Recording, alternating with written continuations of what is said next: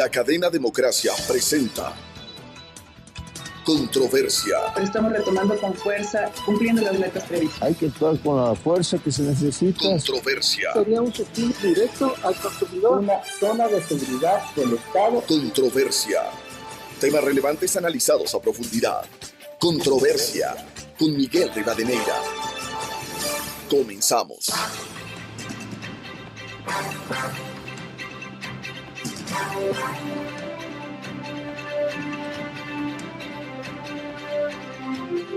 Un saludo cordial a los seguidores del programa Controversia en Escena a través de XFM, Democracia M y Democracia TV.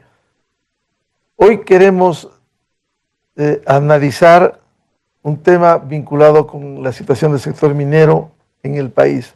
También queremos saludar a quienes nos siguen a través de Radio Ritmo FM en la provincia de Imbabura, 103.5. La situación del sector minero formal, sus perspectivas, proyecciones, desafíos de cambio y cómo seguir enfrentando a la explotación irracional e ilegal de los minerales en el Ecuador.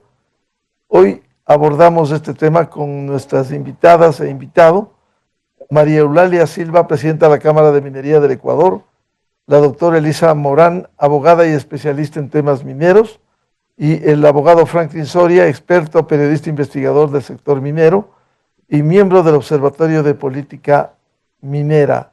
Bienvenidas, bienvenido. Quisiera empezar con María Eulalia Silva. ¿Cómo está el sector, cómo se proyecta en el país a sabiendas de todos los últimos hechos que han ocurrido este año, como la reapertura del catastro minero, el impuesto y los desafíos que quedan para apuntalar a un sector minero formal que le da réditos al Estado ecuatoriano y que le deja el pago de impuestos? Muy buen día a María Eulalia Silva. Miguel, encantada de estar en su espacio. Saludo también a mis contertulios, colegas en esta industria.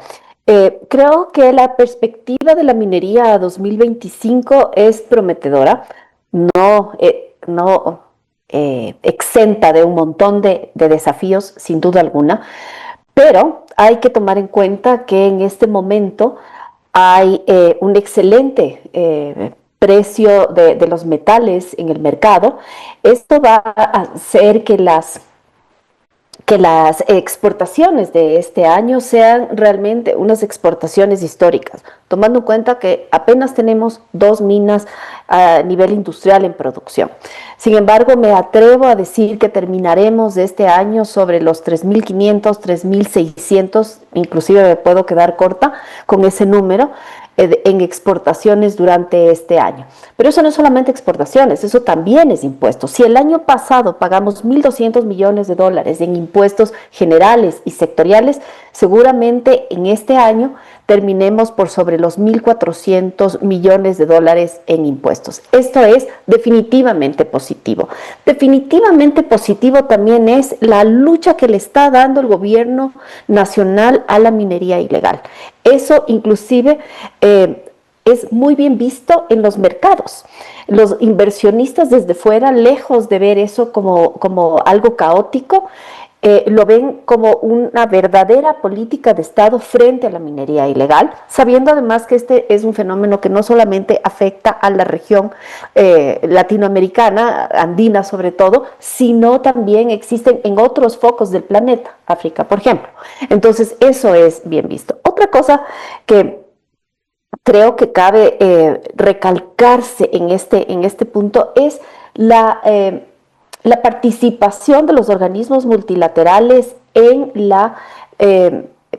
digamos, en la construcción o en el asesoramiento que está recibiendo el gobierno nacional para el desarrollo del sector. Eso es positivo. Los organismos multilaterales pues no tienen una agenda política, no quieren ser candidatos a nada, no tienen agendas personales, sino más bien una agenda de ayudar a desarrollar plataformas financieramente sostenibles. Creo que en los multilaterales queda clarísimo el tema de que la minería es aquella industria que va a mover la aguja en la economía del país. Todos esos multilaterales están buscando ayudar a generar esta sostenibilidad fiscal. Y también saben lo terriblemente pernicioso y cancerígeno que es la minería ilegal. Entonces, creo que hay muchas cosas positivas que se han dado en este año, como digo, no exenta de un montón de desafíos,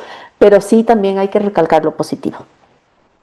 Bienvenida a la doctora Elisa Morán, abogada y especialista en temas mineros. Su primer comentario sobre la situación actual y las perspectivas del sector minero formal y también las acciones que se cumplen contra quienes explotan ilegal e irracionalmente la minería en el país. Muy buen día. Buen día, Miguel. Un saludo a todos los que nos escuchan y sobre todo también con quien estoy en este programa, con María Eulalia, Franklin. Es un gusto compartir con ustedes este espacio y hablar de minería. Bueno, coincido con María Eulalia, creo que es un año importante, bueno, no solo en el crecimiento constante que tenemos y que lo demuestran apenas los 2 proyectos de minería a gran escala, sino también por las acciones que se viene generando a través del Estado.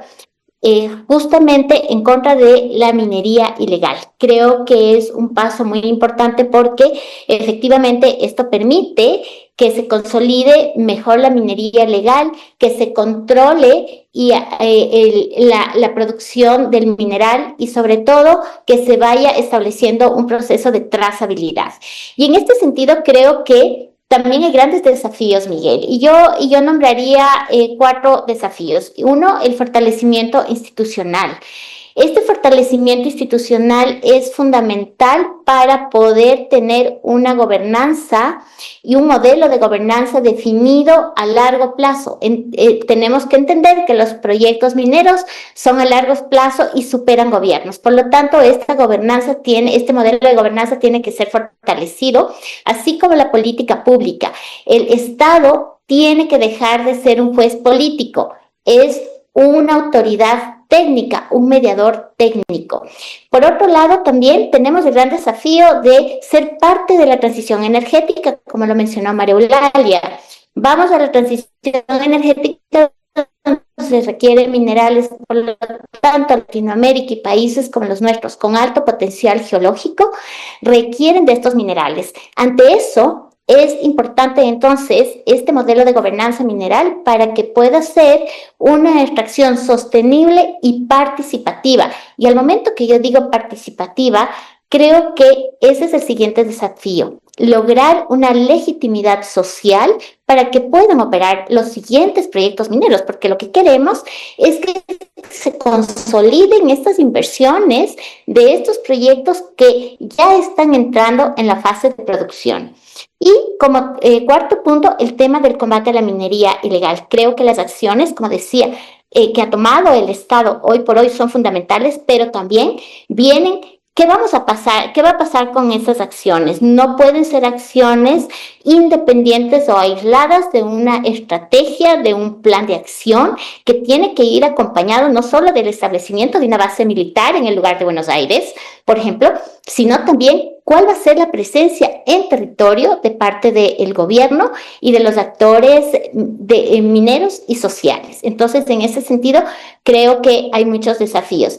Y no puedo dejar de mencionar que es muy bueno lo que ha pasado en el reglamento a la Ley de Transparencia Social en cuanto a las limitaciones que se les da a las organizaciones sociales cuando obstaculizan los proyectos mineros. Creo que eso es fundamental. Ese es un respaldo, no a las empresas, al sector, a la seguridad jurídica, a la certeza jurídica, Miguel.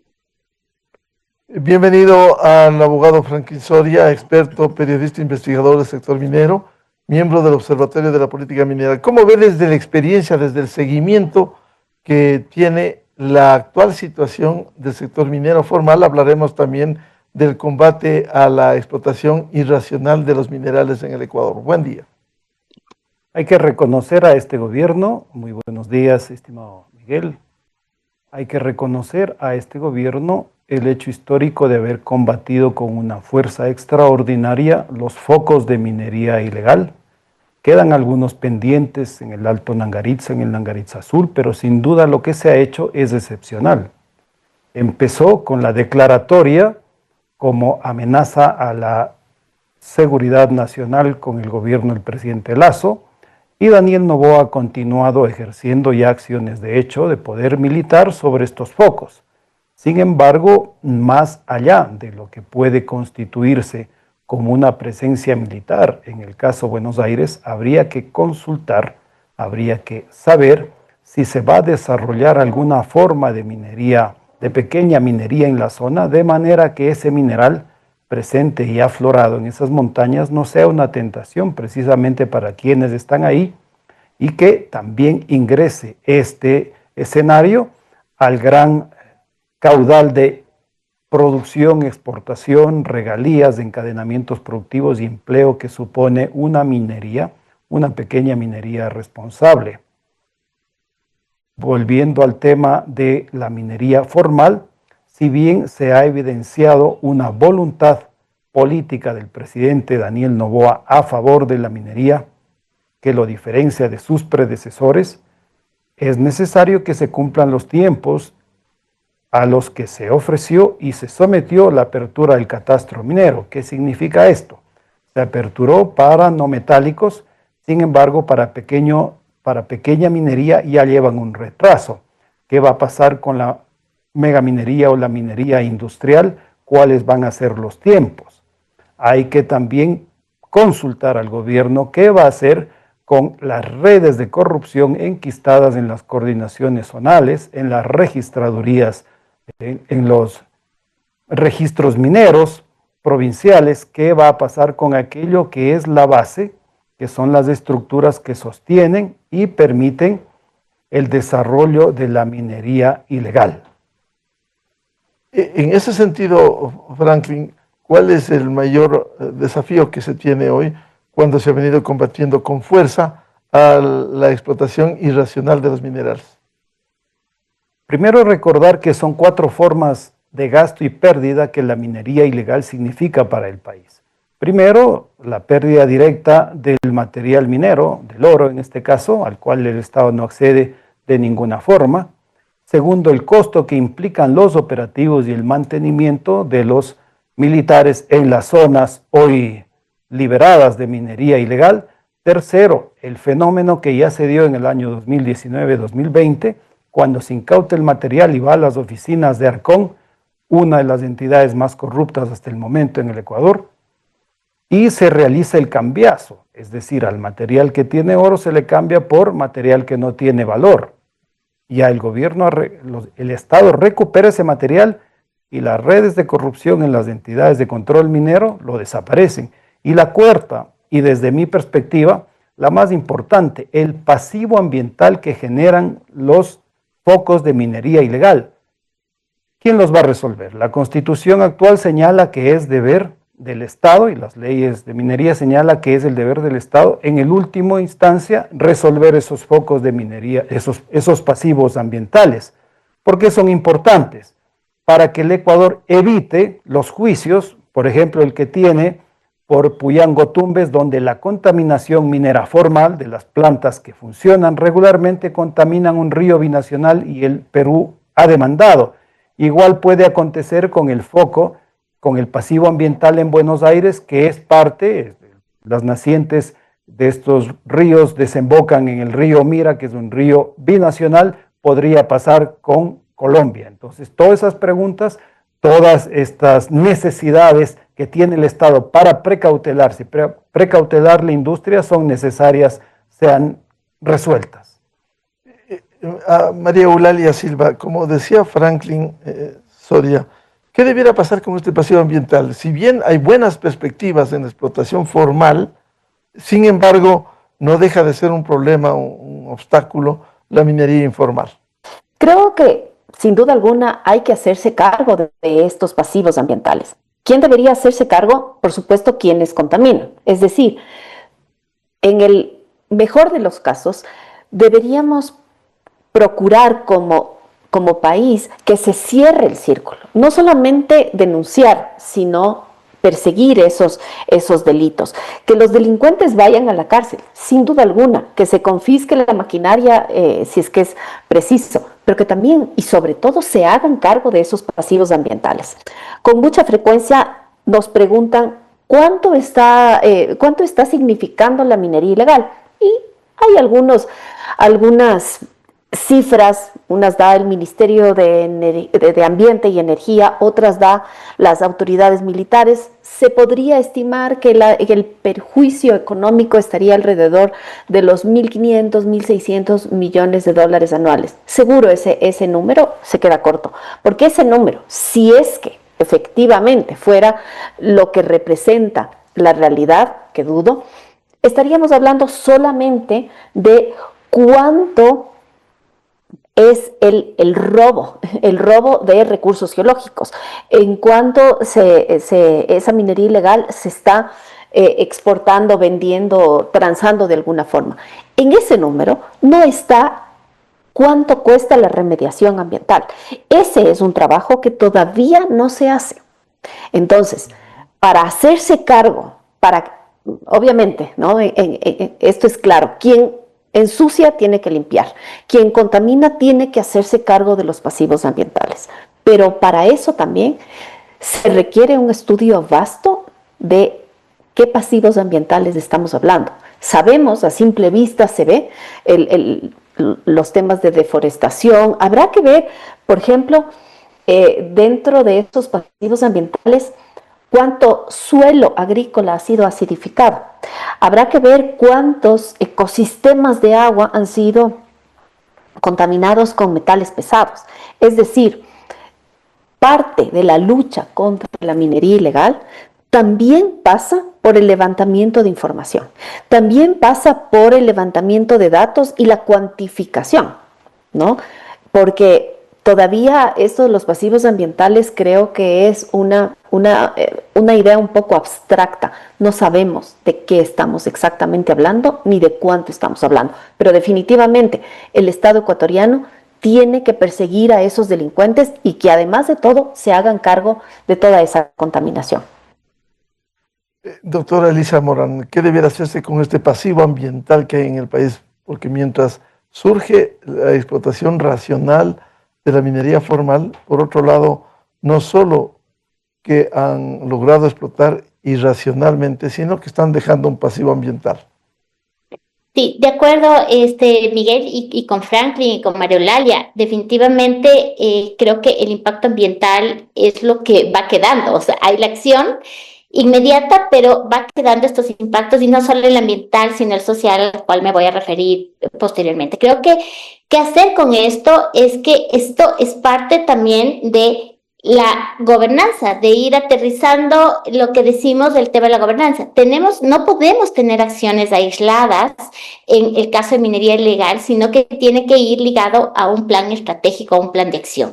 Y entre eso es justamente el tema de los impactos ambientales que quedan en la zona, porque además de esos impactos, y algo que el otro día discutía con un técnico, es que estos digamos, bombardeos que se está haciendo también podría eventualmente generar inestabilidad del suelo, lo cual constituye también riesgos desde el lado del suelo o posibles deslaves, que es lo que veíamos. Entonces, hay que ver todos estos pasivos y estos impactos desde la integralidad. También estoy de acuerdo en que tienen que hacerse cargo estos delincuentes, pero también daría entonces opción a estas organizaciones civiles que tanto defienden el ambiente para que presenten planes y proyectos y también ayuden en este combate. En este sentido, estas organizaciones siempre han estado en contra de la minería, defendiendo los recursos hídricos, defendiendo el ambiente, la naturaleza. Entonces, ¿cuál podría ser esa contribución? Creo que en la gobernanza del sector minero no solo estamos los actores del sector y el gobierno, sino también la sociedad civil y la academia. Y en este sentido creo que el Estado tiene que juntar a todos estos actores actores necesarios para crear ese plan estratégico, para que sea coherente y también lo que dice Franklin. Y finalmente, no solo es ese pasivo ambiental, sino ese material incautado. Ese material incautado, también estoy de acuerdo en que la venta de ese material, después de haber pasado todo este procedimiento de regularización hacia el Estado, porque queda como propiedad del Estado, esos valores se queden justamente para la remediación ambiental. De hecho, así se lo hace a un titular legal. Tiene que presentar una garantía de fiel cumplimiento que en caso de que no cumpla un plan de manejo, esa garantía está lista para cobrarse y ejecutar ese plan de manejo de mitigación y de justamente de afrontar los impactos. Y por otro lado, a lo que me refería es el impacto social. Lastimosamente, Miguel, el crecimiento de la minería ilegal ha hecho también un medio de vida dentro de las comunidades. Por ejemplo, en Tena tenemos comunidades que viven de la minería ilegal, que defienden a la minería ilegal, que son contratados por la minería ilegal. Entonces, este es un impacto fundamental que tiene que ser tratado desde ese punto de vista, porque el momento que se saca y sale de la minería ilegal, a través de las acciones del gobierno, estas comunidades se quedan de alguna manera sin una forma de ingreso. Entonces, inmediatamente el Estado tiene que actuar. El Estado tiene que tener mayor presencia en territorio y conocer este tipo de impactos y hacer un levantamiento de información, y ahí digo, con la sociedad civil, con la academia, con los actores, que les permita a ellos generar acciones inmediatas y contundentes también para poder tener un control social de todo lo que se ha dañado, porque se han dañado estructuras, se generan negocios que no son buenos en el funcionamiento, en el desarrollo de una comunidad sana. Entonces, en este sentido, creo que, como usted ve, todo va concatenado. La minería va concatenado con temas técnicos, con temas sociales, con temas ambientales. Entonces, tiene que haber un plan estratégico coordinado, real, que permita entonces el accionar en el contexto integral. Franklin Soria, que nos ha señalado qué hacer con este pasivo ambiental, más aún cuando se ha dicho hoy que habría que identificar quienes están detrás de esto y hacerles cumplir la ley. Hace poco, el propio ministro del Interior, John Reinberg, daba cuenta de que una de las bandas identificadas en el Ecuador, los choneros, recibían una utilidad de $1 millón diarios en la minería ilegal en el Azoy, parte de ello en Ponce Enríquez. ¿Qué significado tiene esto? Es una noticia dentro de que, a pesar de es caótica, lesionaria al interés nacional, es una buena noticia que el ministro Reinberg haya señalado que se ha detectado el monto que recibían los beneficiarios de la minería ilegal.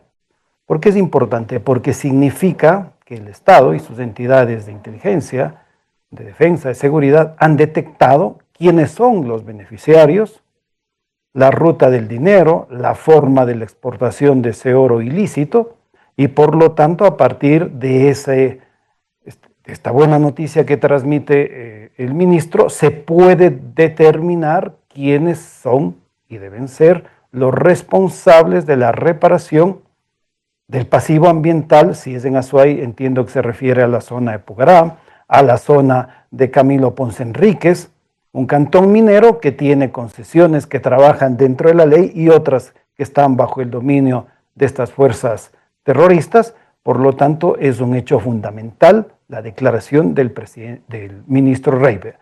Hay que recordar que en la zona alta de Pucará, en Tres Chorreras, también tiene responsabilidad la minería formal, que ha recibido concesiones y que durante un lapso bastante extendido de tiempo no las ha desarrollado, construyendo escenarios que, por deducción, si están concesionadas, tienen, en la mayoría de los casos, tener posibilidad de mineral y terminan siendo invadidas.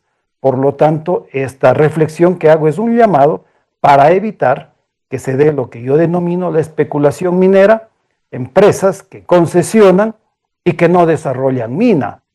El caso de MSAEC es anecdótico y hay que recordar que Codelco, a más de no desarrollar una mina en Yurimagua, finalizó demandando al Ecuador por casi 600 millones. Entonces esas incoherencias desde el sector minero tampoco le hacen bien ni al propio sector ni al Estado ecuatoriano.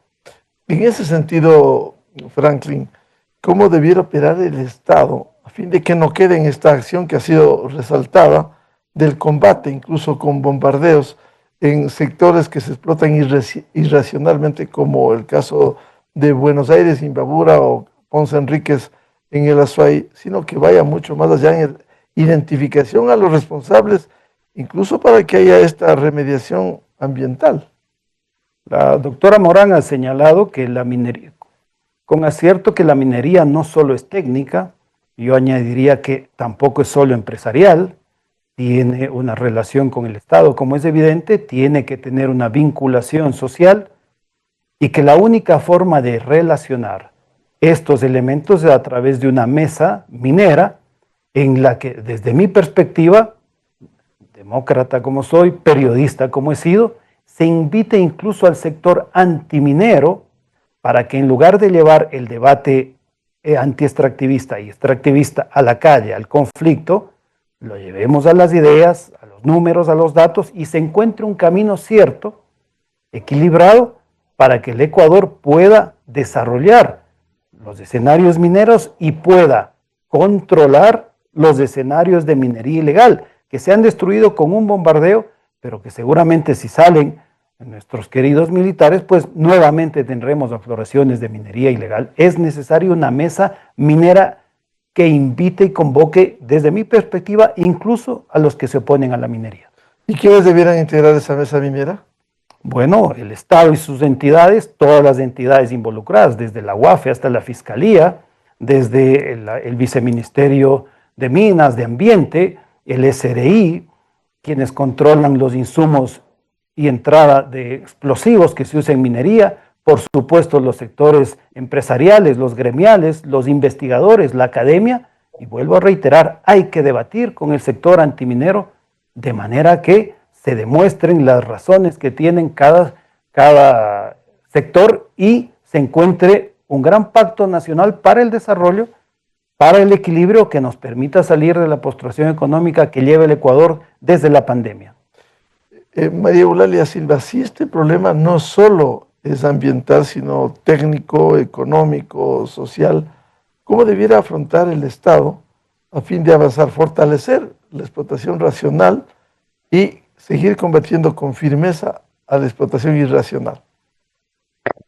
Creo que dar una solución o proponer una solución es muchísimo más fácil que efectivamente ejecutarla, ¿no? Pero Elisa ya hablaba de que hay comunidades en el TENA que se dedican a minería ilegal y estoy segura que no son los únicos puntos en donde la gente se dedica a la minería ilegal. ¿Pero por qué se dedican a la minería ilegal? ¿Porque quieren? ¿Porque han tomado una decisión consciente? No, es porque no tienen oportunidades. Entonces, creo que el combate a la minería ilegal, que por cierto es un gran desafío no solo para el Ecuador, sino para todos los países que sufren de este fenómeno, tiene que ser, ese combate tiene que basarse en un plan integral. En un plan que sí, se persiga a los delincuentes, que se confisque la maquinaria, que se siga la ruta del dinero, el mercurio, etcétera, pero que también brinde oportunidades a aquellas comunidades que, teniendo un potencial minero, irónicamente no tienen oportunidades de desarrollo. O sea, hay que blindar lo social desde las oportunidades, porque mire, Miguel, yo creo que las personas que vivimos en las ciudades, que hemos tenido oportunidades, acceso a educación, tenemos un abanico de posibilidades, ¿no? Pero pensemos en dónde se hace la minería. La minería no se hace en las grandes ciudades o en los puertos, se hace en zonas absolutamente remotas, zonas que han vivido desde siempre de una economía de subsistencia, zonas que el Estado no ha llegado tampoco esas oportunidades. Entonces, o viven de una minería formal regulada o viven de la ilegalidad. Y no estoy hablando solo de la minería ilegal, también viven de la tala ilegal, del tráfico de especies. Entonces, yo no creo solamente que hay que satanizar a esas comunidades, sino comprenderles. El ser humano tiene todo el derecho de buscar el progreso. Pensemos en esas comunidades conformadas por madres que seguramente necesiten educar a sus hijos, que seguramente necesiten medicina para los adultos mayores o para cumplir con sus expectativas más básicas de vida. Entonces, la minería formal también es una respuesta frente a esa realidad, ¿no? Simplemente cojamos el caso de laboratorio que es el cantón Yantzaza, un cantón no solamente que ha estado refundido en la última esquina del país, es un cantón que además ha sabido, a excepción de la gran mayoría de cantones del Ecuador, lo que es la guerra. Un cantón que en el año 41, hace 80 y pico de años, supieron lo que es una invasión. Ellos también supieron lo que fue la guerra de Paquilla y también el conflicto del Cenepa, ¿no? Ese mismo cantón es hoy uno de los 3 cantones con mejores sueldos promedio. Es un cantón donde sucede algo que no sucede en otra parte del país. Los chicos están yéndose a las universidades, están empezando a graduarse. Y a diferencia de lo que pasa en otros cantones, no buscan migrar, ni migrar a la gran ciudad, ni migrar a otros países. Están volviendo a su comunidad, porque en su comunidad hay trabajo, los emprendimientos funcionan y se dinamizan y progresan. Entonces, obviamente, en esas zonas, en zonas donde ya hay esa gobernanza, es la misma comunidad la que va a defender una minería formal, porque han visto los beneficios. Entonces, nuevamente, creo que parte del enfrentar a la minería ilegal es fomentar una minería estandarizada, una minería industrial, una minería que fomente y que verdaderamente desarrolle esas comunidades. Doctora Elisa Morán, si el problema no solo es ambiental, sino tiene repercusiones en lo técnico, lo económico, lo social, ¿cómo afrontar desde el Estado para fortalecer la minería formal y seguir combatiendo a la minería informal? Miguel, a ver, aparte de coincidir con Marielalia, con Franklin en todo lo que han dicho, yo agregaría que es importante que el Estado primero conozca que la minería es transversal. La minería, el sector minero productivo, legal, es transversal con impactos positivos, a los que ya se refirió Mariolalia, pero también, como se refirió Franklin, a impactos negativos. Esto entonces nos demuestra las falencias del Estado en territorio y las falencias en territorios muy, muy alejados. Por lo tanto, ¿qué ha hecho el Estado? El Estado lo que ha hecho es generar institucionalidad. Entonces, por ejemplo, creó el CONIM, el Comité de Integridad Minera, que tiene 2 objetivos macros. El primer objetivo es el combate a la minería ilegal, pero el otro objetivo es justamente evaluar los riesgos y oportunidades respecto del sector minero. Y entonces el CONIM es el que tiene que agrupar y revisar en la transversalidad de la minería, de los impactos positivos y negativos, para que en esos planes estratégicos y en esa evaluación pueda ver sus falencias. Y a través de eso, lo primero, lo que sí lo puede hacer es una distribución adecuada de los beneficios y una distribución transparente. A mí me parece que eso nos está debiendo el Estado. Entonces, en este sentido, se va a hacer mucho más evidente justamente que están recibiendo los beneficios en esos sectores muy alejados. Y entonces viene el tema del plan de desarrollo, un plan de desarrollo territorial real, donde vamos a decir, ok, si yo voy a distribuir esos beneficios, quiero verlos, quiero medirlos, quiero evaluarlos, cuantificarlos, transparentarlos. Entonces, si usted ve, Miguel, aquí lo que necesitamos y el Estado necesita es una coordinación. Las herramientas existen. no es falta de ley, es falta de aplicación adecuada. Y para la aplicación adecuada, Miguel, necesitamos conocimiento. Y en muchas veces ha demostrado el Estado que no tiene este conocimiento integral. Hay que capacitarse, hay que entrar en la cultura de la minería, de saber todo lo que implica la minería, y eso nos permite, desde el militar que hace el bombardeo, tiene que saber cómo va, a dónde va y en qué circunstancias, porque no es cuestión de subirles a un bus y bombardear, sino en el contexto para que se permita justamente sacar provecho de este conocimiento y de estas experiencias para que con la ley y las herramientas que se tiene, entonces actuar de manera transversal en las soluciones. Franklin Soria, si el problema no solo es ambiental, si hay un pasivo, como usted ha señalado, esto tiene que ver también con temas económicos, técnicos y sociales. ¿Cómo enfrentar desde el Estado esto? El Estado ha llegado tarde a la solución de la minería ilegal.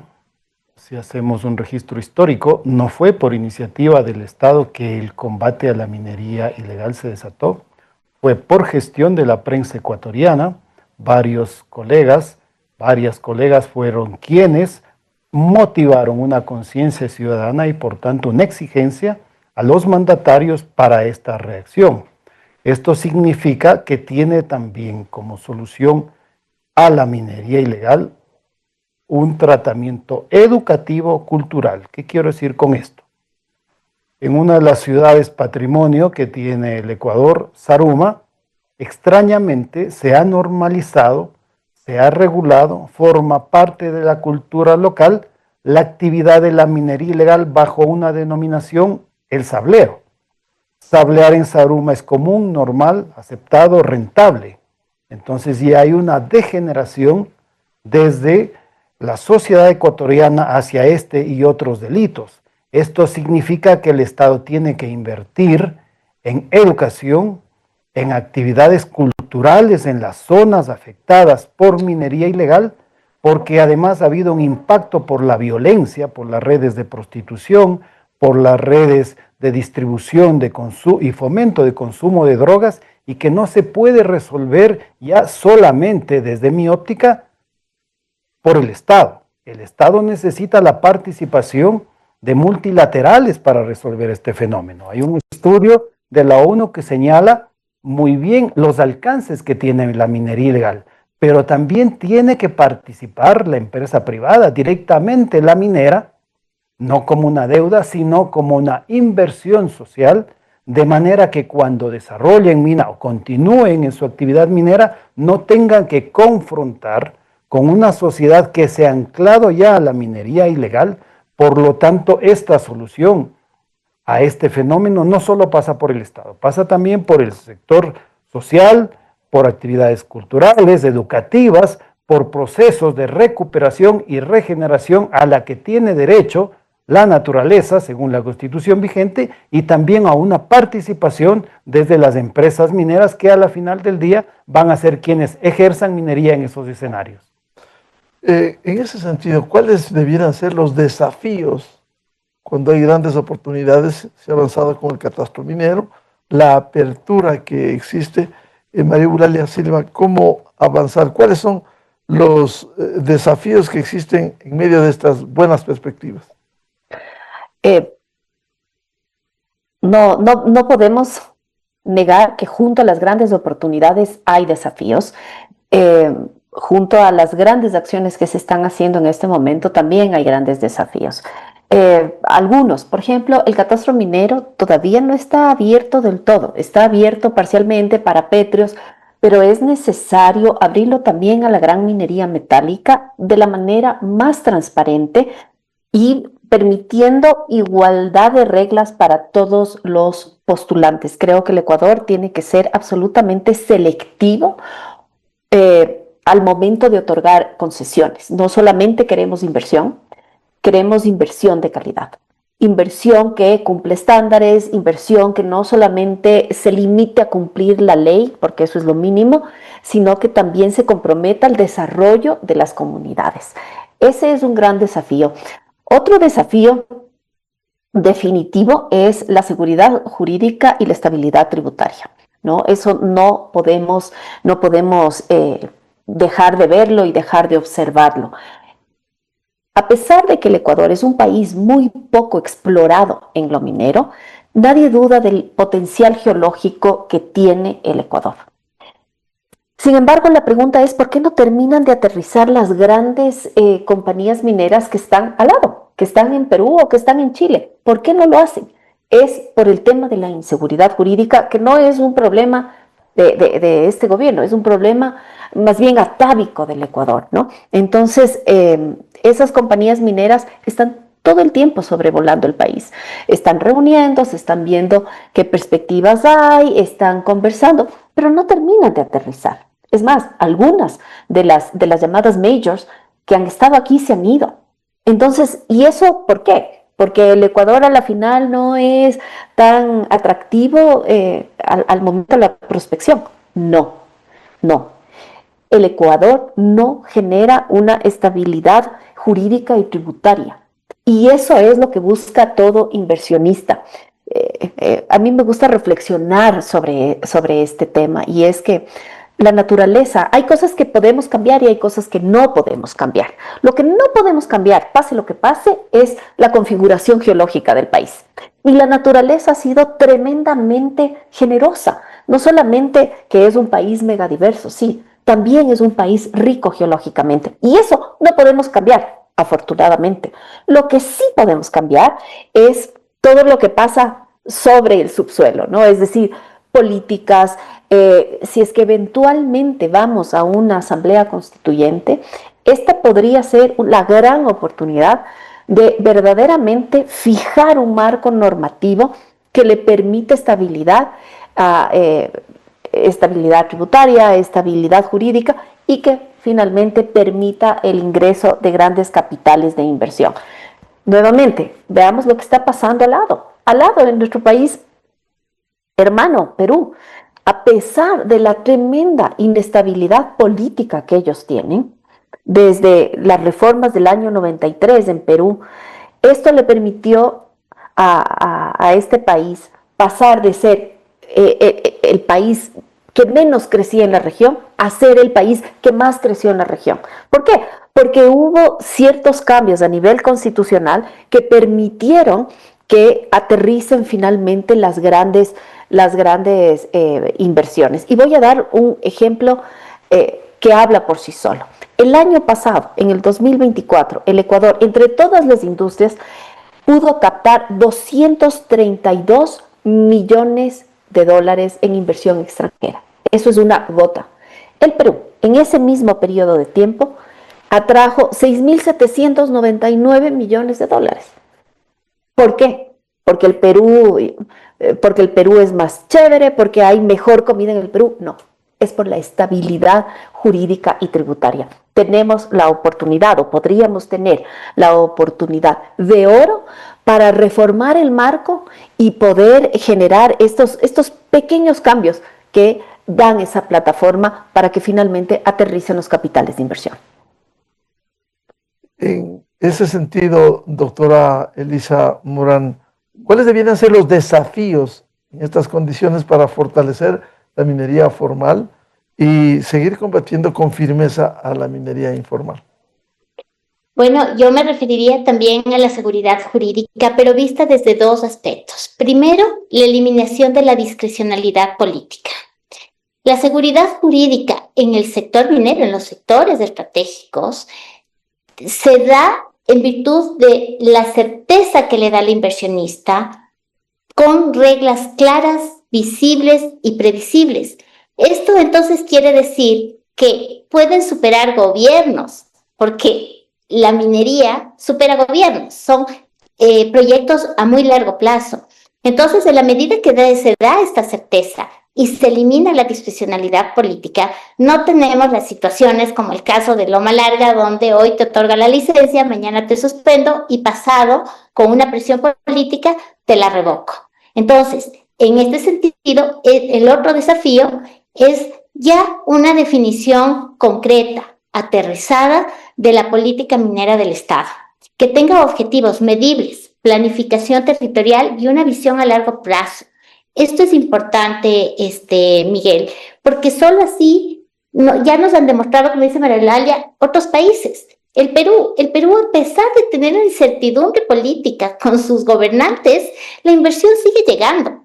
Y es que hay una definición de política minera, hay una certeza de reglas claras, y entonces esa inversión, aún a pesar de esa incertidumbre política, está ahí. Eso es lo que tenemos que tener en el Estado.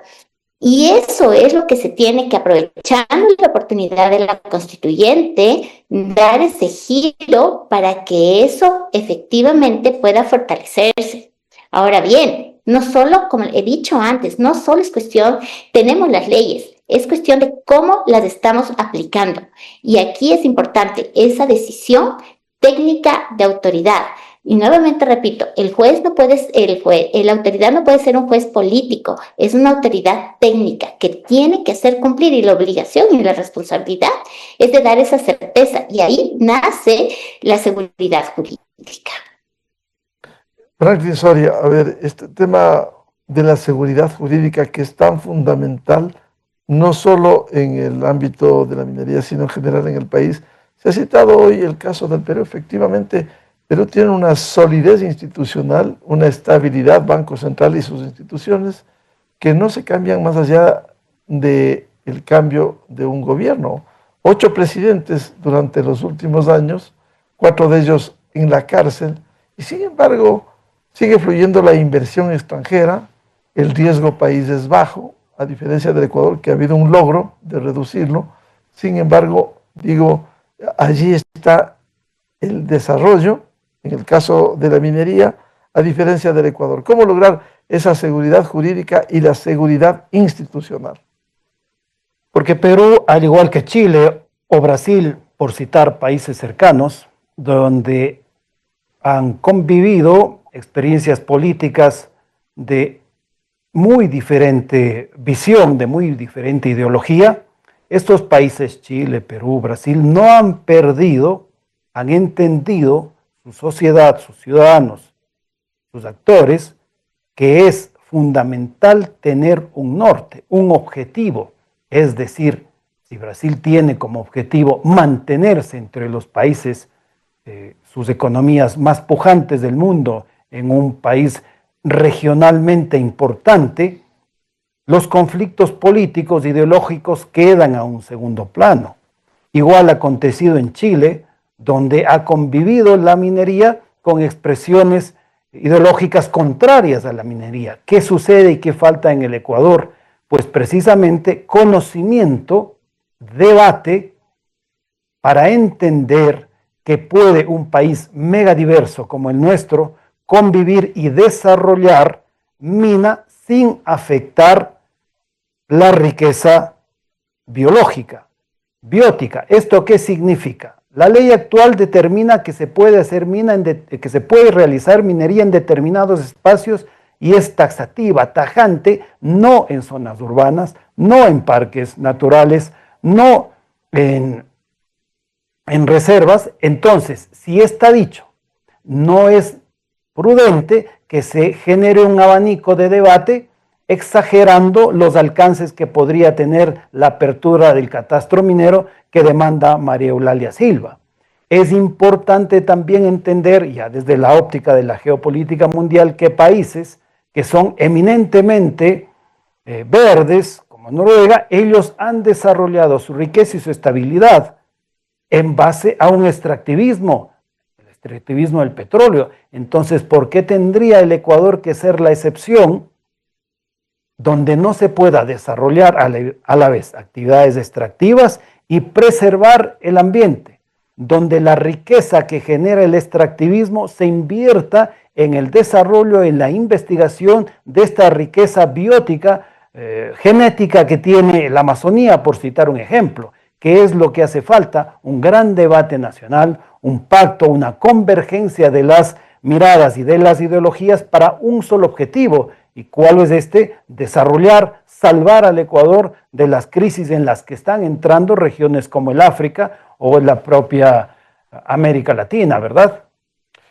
Franklin, debiera haber en ese sentido una unidad de criterio, una acción desde el Estado en su conjunto para combatir la minería informal, porque vemos que de alguna manera por acción u omisión en los territorios donde se ha explotado, como en la región amazónica, simplemente ha habido una acción o una omisión de colaboración desde los gobiernos locales. Exactamente. Mientras el gobierno nacional apunta a destruir los focos de minería ilegal, es humillante para la historia nacional saber que han existido retroexcavadoras de gobiernos cantonales, provinciales, amazónicos, que otros momentos sí reclaman una ley amazónica, que reclaman una territorialidad y una mirada y un tratamiento muy justificado, por cierto, distinto para ellos, pero en el momento del ejercicio pragmático de control de territorio, participan de la minería ilegal. Con los permisos de uso de suelo bloquean los proyectos y generan escenarios para el desarrollo de la minería ilegal. Por lo tanto, si no tienen la voluntad o la conciencia los gobiernos locales y seccionales de sumarse a esta gran cruzada contra la minería ilegal, pues tienen que dejar espacio para quienes han entendido los riesgos que corren esos territorios, que corre la riqueza amazónica, no solo del subsuelo, sino la genética, sino la vida misma en la Amazonía y el recurso agua, y que permitan a quienes han entendido que es necesario y es posible salvaguardar la naturaleza y hacer actividades extractivas. En este contexto, María Eulalia Silva, desde la Cámara de Minería del Ecuador y en general de la explotación racional de la minería, ¿cuáles deberían ser las prioridades en estas condiciones de cambios, avance en el catastro minero, la apertura a la minería formal y un combate firme a la minería informal? Pues efectivamente una apertura del catastro con toda la transparencia, con los estándares altos, sin duda alguna. También sería maravilloso que podamos hacer los trámites de una manera mucho más expedita. Para ello, ¿qué se requiere? Se requiere un mayor conocimiento de las autoridades de control sobre el tema minero. Ya lo mencionaba Elisa. También es necesario que el Estado ecuatoriano ataque una característica que tiene, y es la fragmentación institucional. En el caso de la minería requerimos permisos de una serie de entidades dentro del Estado. Muchas veces esas entidades no se hablan, no conocen lo que una subsecretaría puede estar pidiendo en otra subsecretaría. Eso ya está identificado como un gran problema que no solo le afecta a la minería, le afecta en general a todas las industrias. Creo que hay una oportunidad de mejora ahí importante. Si es que nos damos la vuelta, vemos que, por ejemplo, Chile acaba hace algunos meses de anunciar que los trámites para la explotación minera van a reducirse en un 60% su tiempo. Algo muy parecido anunció Argentina. Esto es importante, no porque queramos que los trámites sean laxos o que no cumplan con todos los procesos, pero que un permiso de agua tome 2 años tener, es absurdo, porque ese tiempo se traduce también en dinero. Entonces, si es que a un inversionista le estamos diciendo, mira, tú para poder pasar de fase de exploración te vas a tomar más o menos 8 meses, y en realidad estamos hablando de que se toma 2 años, simplemente se le eleva el costo. Entonces, sí es necesario, sin dejar de ser muy puntillosos en el tratamiento de todos esos trámites y permisos, sí es necesario que se agiliten, porque eso es parte del desincentivo que tienen los inversores extranjeros. Bueno, si es que en Perú el mismo trámite me toma la mitad de tiempo, no se diga en Chile, me voy a Perú o me voy a Chile. Entonces, eso es importante. Es importante también, lo he dicho y lo vuelvo a repetir, al momento del otorgamiento de concesiones, el Estado ecuatoriano tiene que ser absolutamente selectivo con quién da esas concesiones.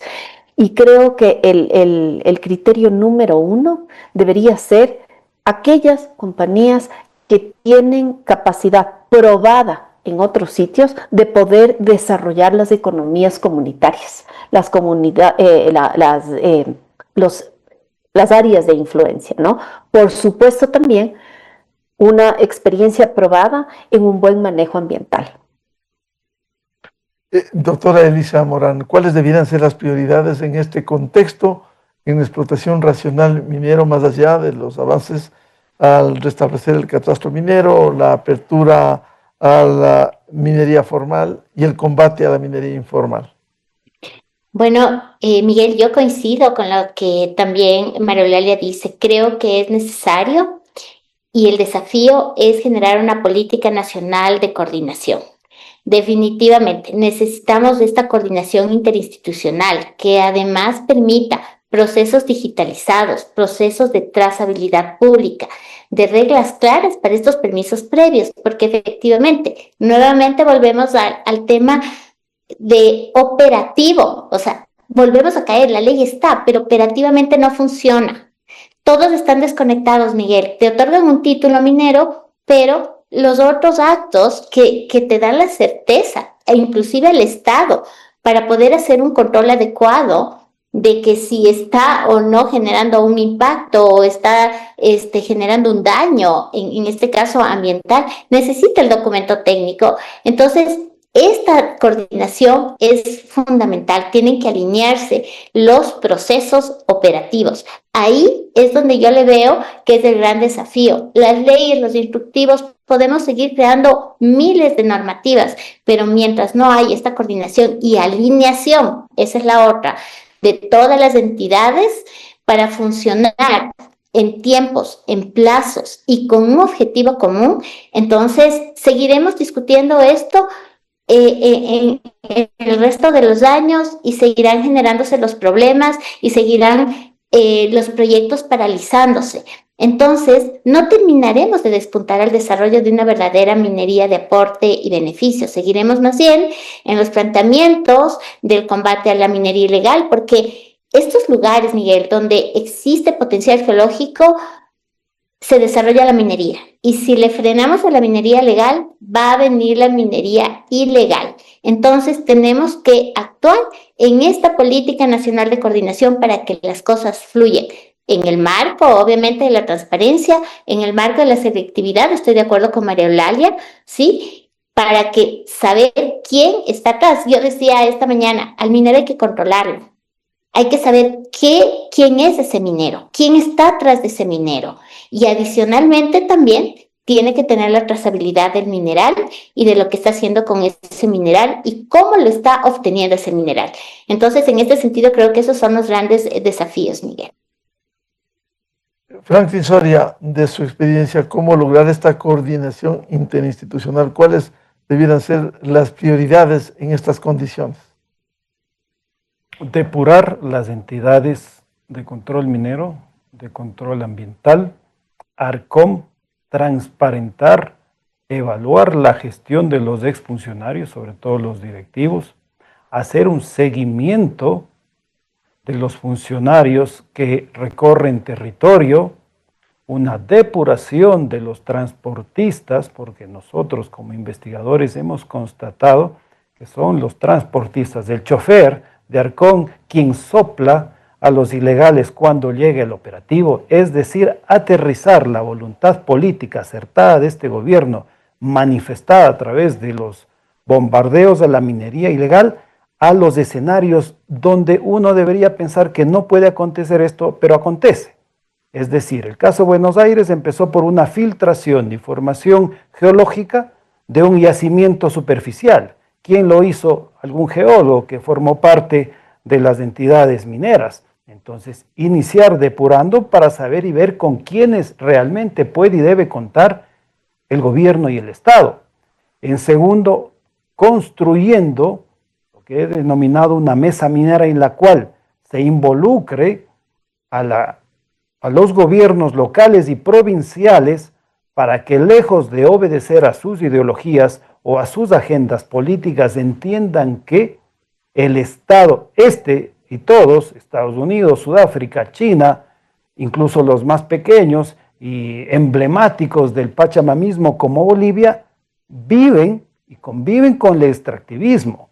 Entonces, pasa por una depuración desde mi punto de vista de las entidades de control minero y ambiental, por un entendimiento nacional de que hay un punto de equilibrio y convergencia entre anti-extractivistas y extractivistas con el objetivo de frenar el avance de la minería ilegal y permitir el desarrollo de la minería que no es que puede o no cumplir con la ley, debe cumplir con la ley y si no cumple debe ser sancionada. ¿Cuántos casos de empresas no han cumplido con la inversión en el lapso determinado? Eso también forma parte del desarrollo minero saludable para un país. La seguridad jurídica es una relación mutua, empresa-estado y estado-empresa. Entonces, ¿qué es lo que hay que hacer desde mi punto de vista? Profundizar, debatir, construir un documento, una hoja de ruta entre los actores que se relacionan al fenómeno minero. Con esto vamos a concluir, María Eulalia Silva. En este sentido, ¿cuál es la expectativa que tiene, vamos a cerrar este año, de estos cambios tan necesarios que fortalezcan la explotación de la minería formal? Bueno, creo que hay que evaluar las oportunidades si es que hay una asamblea constituyente o si no hay una asamblea constituyente.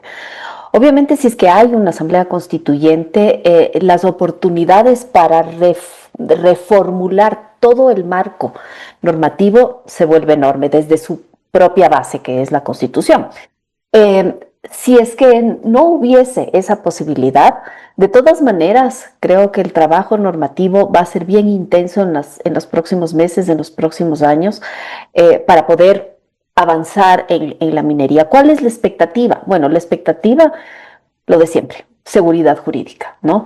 Desde la misma formulación de leyes normativas, no se diga constitución, se ha visto que hay una serie de vacíos por los cuales permean las acciones de protección, la discrecionalidad muchas veces. Entonces, sí es necesario tener un marco normativo claro y que, por supuesto, se respete. Esa sería parte de las expectativas. Enhorabuena a todo el esfuerzo que está haciendo el gobierno nacional por enfrentar a la minería criminal.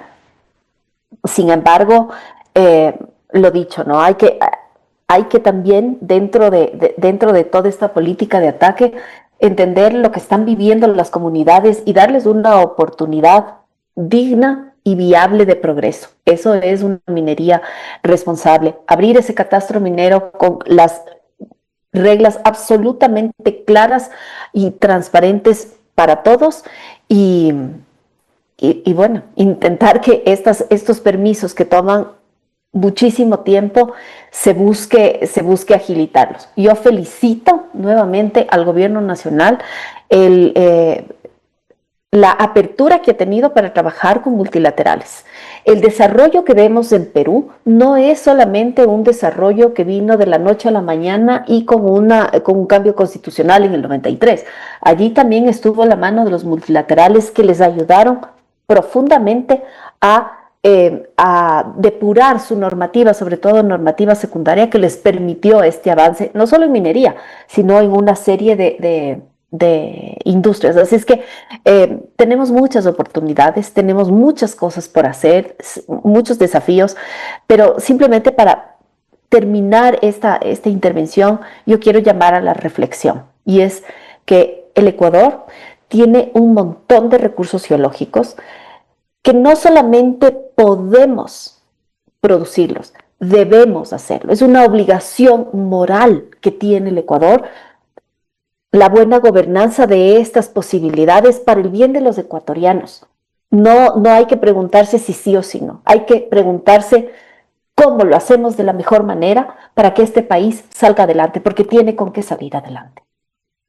Doctora Elisa Morán, en ese sentido, ¿cómo lograr esta seguridad jurídica y esta solidez institucional que permitan apuntalar a un sector tan importante como es la explotación racional de la minería? Bueno, yo considero que todo lo que ha pasado en este año, cosas buenas como la apertura del catastro minero, como estas reformas a la ley de minería a través de la ley de transparencia social, genera ya un mayor conocimiento de cómo puede afectar la minería y la diferencia entre esa afectación positiva o negativa de la minería legal en lo positivo y de la minería y lo negativo de la minería ilegal.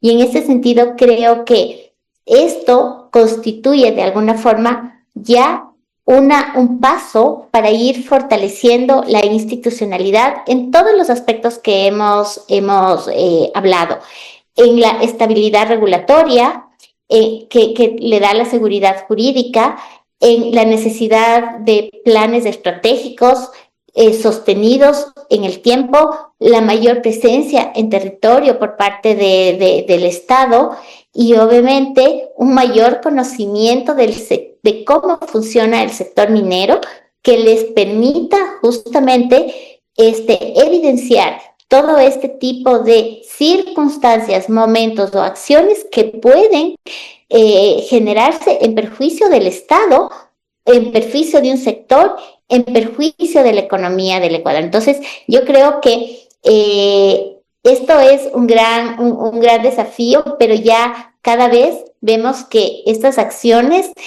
vemos que ya hace entender al Estado que necesita ir hacia ese fortalecimiento institucional.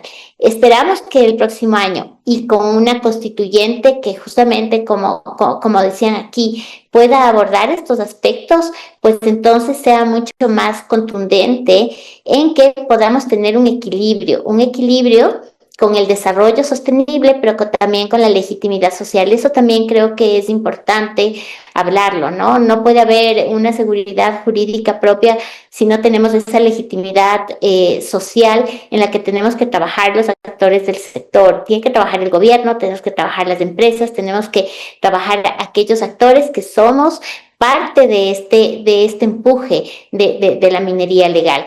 Entonces, creo que para el Estado, todas estas circunstancias y para el sector y todo lo que ha pasado ha permitido visibilizar mucho más esa problemática para tener mejores decisiones en su aplicación. Yo también felicito al gobierno por estas acciones contundentes que se están generando. Ese entendimiento realmente puede dar una tranquilidad de que ya vamos por un buen camino afrontando las realidades y los problemas del sector minero en el Ecuador. Franklin Soria, ¿cómo lograr esta solidez institucional, la seguridad jurídica que permita avanzar en la explotación racional de la minería, que deje recursos en el país, haya desarrollo en las comunidades y también se siga combatiendo con firmeza a la minería informal, no solo con estos bombardeos que se han hecho, sino identificando y reparando los daños que se han hecho? Uno de los valores significativos que tiene el hecho del combate a la minería ilegal es que al combatir a la minería ilegal se preserva el ambiente, se salva la naturaleza. Entonces, este valor es fundamental para hacer una retrospectiva histórica, constitucional, y recordar que en la Constitución de 1979, en la del 2008, en la de 1998, evoluciona el derecho ambiental ecuatoriano y entiende, la sociedad en su conjunto y las constituciones lo reflejan, esa necesidad beneficiosa para la convivencia humana y de las especies.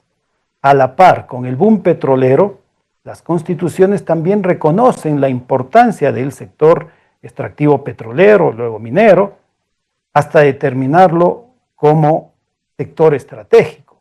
Entonces, en los tiempos que se avecinan, desde mi perspectiva, desde mi análisis, es fundamental valorar esos aportes de esas otras constituciones de diversa coyuntura política que le permitan al Ecuador de hoy construir un escenario, por un lado, pragmático para el desarrollo económico pero no por eso contradictorio con la necesidad fundamental reconocida hoy día mismo en Belén do Pará. Estos días en Belén do Pará se ha celebrado una cumbre ambiental de la necesidad de equilibrar el desarrollo económico, el desarrollo industrial con la preservación de la naturaleza. ¿Cuál es ese mecanismo? El debate. ¿Cuál es el espacio físico donde se debate? Las asambleas. Por lo tanto, esa asamblea, las próximas, las que sean, deben tener la inteligencia histórica de escuchar a los actores que con argumentos construyan un acuerdo nacional para este país. Muchas gracias por aportar al análisis de la situación del sector minero formal, sus perspectivas, proyecciones, desafíos de cambios, cómo seguir enfrentando con firmeza a la explotación irracional e ilegal de los minerales, cuidando el medio ambiente, pero también logrando esto que se ha señalado en el programa, la necesidad de lograr una seguridad jurídica y una solidez institucional, la depuración de instituciones de control que lamentablemente le han fallado en el sector minero al país. Muchas gracias a María Eulalia Silva, presidenta de la Cámara de Minería del Ecuador, a la doctora Elisa Morán, abogada y especialista en temas mineros, y al doctor Franklin Soria, experto, periodista, investigador del sector minero y miembro del Observatorio de la Política Minera. Muy amables por su valioso aporte. Queremos cerrar el programa Controversia en Escena a través de XFM, Democracia M y Democracia TV. Saludar también a quienes nos siguen a través de Radio Ritmo FM en la provincia de Imbabura 103.5 y a los miles de seguidores de la revista del programa Controversia en Escena. Les deseamos un feliz fin de semana a todos. Muy buen día. Esto fue Controversia, temas relevantes analizados a profundidad. Miguel Rivadeneira vuelve el próximo sábado.